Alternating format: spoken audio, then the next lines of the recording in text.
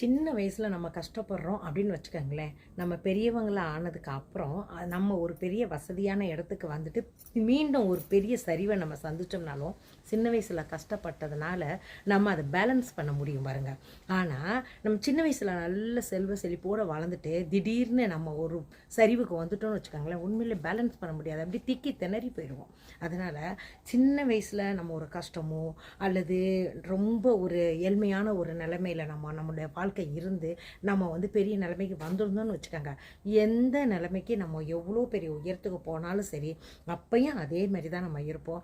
அதே மாதிரி எந்த சரிவை டக்கு நம்ம பார்த்தாலும் சரி அதை நம்மளால் பேலன்ஸ் பண்ண முடியும். ஏன்னா நம்ம ஏற்கனவே சின்ன வயசில் கஷ்டப்பட்டதுனால, கஷ்டம்னா நம்மளுக்கு ஏற்கனவே நம்ம அனுபவப்பட்டிருக்கோம். அதனால் கஷ்டப்படுறது ஓகே, நம்ம கஷ்டப்பட்டுட்டோம் அப்படின்னு சொல்லிட்டு அந்த கஷ்டத்தில் இந்த கொஞ்சம் அளவு அமௌண்ட்டை வச்சு நம்ம என்ன செய்ய முடியும், பேலன்ஸ் பண்ணி வாழ முடியும் பாருங்கள். ஆனால் அதே இது நம்ம நம்ம வசதியாகவே வாழ்ந்துட்டு நம்ம கஷ்டப்பட ஆரம்பிச்சிட்டோம் அப்படின்னு வச்சுக்கோங்களேன், அந்த கஷ்டத்தை உண்மையிலே நம்மளால் டாலரேட் பண்ணவே முடியாது. என்ன பண்ணுவோன்னா, ஐயோ நம்ம வந்து ஒரு பஞ்சமத்திலே படுத்து பழகினவங்களுக்கு திடீர்னு ஒரு கட்டாந்தரையில் படுக்கிறதுக்கு உண்மையிலேயே முடியவே முடியாதுங்க.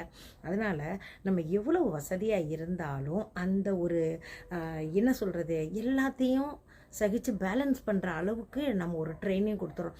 எக்ஸாம்பிளுக்கு நான் படிச்சிருக்கிறேன், ஒரு ஆக்டர் சிவகுமார் பாருங்கள், அந்த சூர்யா ஆக்டரை வந்து பஸ்ஸில் வர சொல்லுவாராம். அவங்களுக்கு இல்லாத காருங்களா, ஆனால் பஸ்ஸில் வந்து அவங்க பஸ்ஸில் தான் ஏறி போய் படிப்பாங்களாம். அப்போ அவங்க எவ்வளோ வசதியாக இருந்தாலும் அந்த ஏழ்மை நிலையை சொல்லி கொடுக்குறாங்க. சில பேர் எத்தனை பேர் அது மாதிரி சொல்லி கொடுக்குறோம், நம்ம வந்து யாருமே சொல்லி கொடுக்குறதில்ல. நமக்கு வசதியாக இருந்தோம்னா வசதியாகவே தான் பிள்ளைங்களை வளர்க்குறோம். அதனால தான் என்ன சொல்ல வரேன்னா, நம்ம கஷ்டப்பட்டாலும் அந்த கஷ்டப்பட்டதில் அது மாதிரி ரஜினியை நான் பார்த்தேன். அவர் வந்து பெட்டில் படுத்து தூங்கவே மாட்டாராம், தரையில் தான் படுத்து தூங்குவாராம். அவங்களுக்கு எவ்வளோ கோடிக்கணக்கான ஒரு சொத்துக்கள் இருந்தாலும் அவர் அந்த வேலை செஞ்ச அந்த கண்டக்டர் ட்ரெஸ்ஸை இன்னும் அவருடைய பெட்ரூமில் தொங்க விட்டுருக்கிறாராம். எப்பயுமே நான் பெட்டில் படுத்ததே கிடையாது, நான் தரையில் தான் படுத்து தூங்குவேன் அப்படின்றாங்க. இந்த மாதிரி நிறைய மனிதர்கள் நம்ம கூட இப்பயும் வாழ்ந்துக்கிட்டு தான் இருக்கிறாங்க.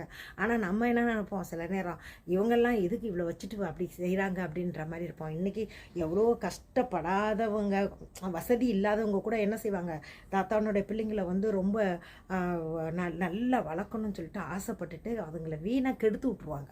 எல்லாம் தனக்கு மீறிய செயல்களை அவங்களுக்கு வாங்கி கொடுத்து அவங்களுக்கு எல்லாத்தையும் செய்ய வச்சு நீங்கள் இப்படி தான் வளரணும்னு வளர வைக்கிறப்ப அவங்க ஒரு நாள் அவங்களுடைய பிஸ்னஸ்லேயே பெரியவங்களை ஆனதுக்கு அப்புறம் அவங்களுடைய வாழ்க்கையில் சரிவை சந்திக்கிறப்ப அவங்க அதை பேலன்ஸ் பண்ண முடியாதவங்களா அந்த நிர்பந்தமான ஒரு நிலைக்கு நம்ம வந்து தள்ளி விட்டுடுறோம் அவங்கள.